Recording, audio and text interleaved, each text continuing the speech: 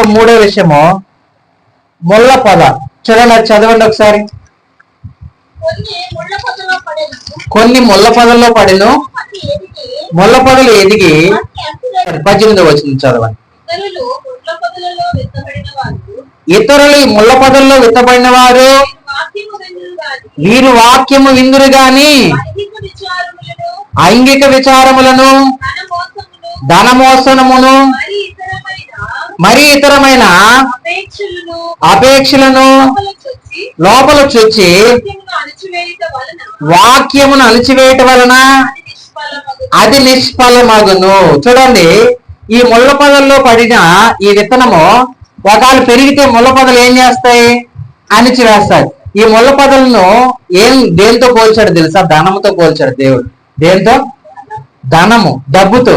ఈరోజు డబ్బు ఏం చేస్తుందంటే మనల్ని, మనిషిని బ్రతికిస్తుంది, అదే మనిషిని కూడా చంపేస్తూ ఉంటది. మన జీవితాల్లో ఈ డబ్బు ఏం చేస్తుందంటే కుటుంబంలో గొడవలు పెడుతుంది. అదే విధంగా మన జీవితాలు, ఈ డబ్బు ప్రపంచం మొత్తం మీద కూడా ఈరోజు మొత్తం ఈ సృష్టి మొత్తంలో ఏమనుకుంటూ ఉంటారంటే ఈ డబ్బే అన్నిటికన్నా ముఖ్యం అనుకుంటూ ఉంటారు. ఏమనుకుంటాము?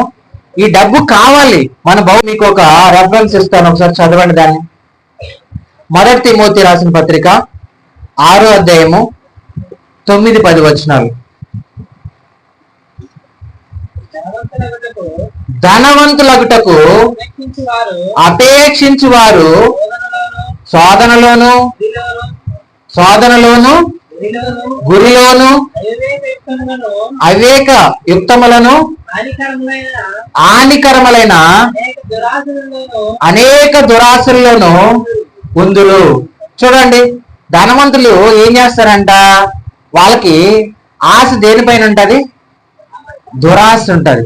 ఈ దురాశ ఏం చేస్తుందంటే, చూడండి, ఆశ అనేది వేరే. ఆశ పడతాం, మనకున్న దానితో మన సంతృప్తి పడలించిపోతారు. మీరు ఎక్కడ సమకూర్చుకోవాలి?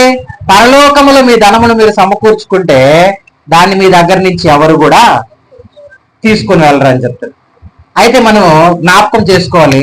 లాస్ట్ మీకు ఒకసారి నేను జ్ఞాపకం చేసి నేను ముగించేస్తాను. మంచి నేల. ఏం నేల? మంచి నేల. ఈ మంచి నేలలో మనం నాటితే వరి కావచ్చు, శనగ కావచ్చు, చెరుకు కావచ్చు, ఏమవుతుంది? ఎక్కువ మనకు ధాన్యమును ఇస్తుంది, ఎక్కువ కనుగోలుని ఇస్తుంది. అయితే మన జీవితాల్లో మంచి నేలలో నాటిన విత్తనము ఏం చేస్తుందంటే, దేవుడు ఒకవేళ మన జీవితంలో నాటితే మనం రక్షింపబడి ఇతరులను కూడా రక్షింపజేసి మనం ఫలించి ఇతరులను ఫలింపజేసేలాగా కూడా మనము మన జీవితాలను కొనసాగించుకుంటూ ముందుకు వెళ్ళిపోతూ ఉంటాం. చూడండి ఒకసారి యోహాను సువార్తలో 15వ అధ్యాయంలో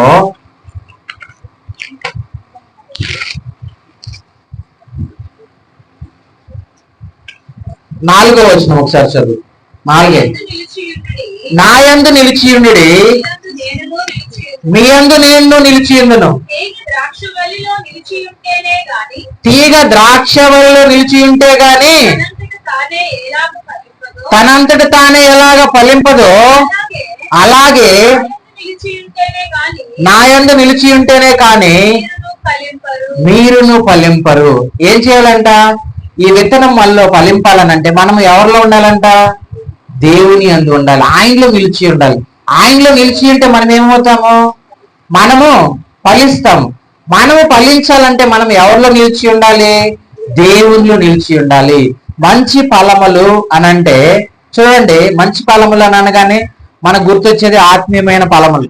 ఆత్మ ఫలములు ఉన్నాయి. ప్రేమ, సంతోషము, సమాధానము, సాత్వికము, దీర్ఘశాంతము, దయాలత్వము, చూడండి, సాత్వికము, మంచితనము, ఆశా నిగ్రహము, ఇవన్నీ 9 ఫలములు మన జీవితంలో ఏమవ్వాలి? ఫలించాలి. అయితే నువ్వు మంచి ఫలములు నీ జీవితంలో నువ్వు ఫలించాలి అని అంటే దేవుడు చెప్పిన మార్గంలో నువ్వు వెళ్ళాలి.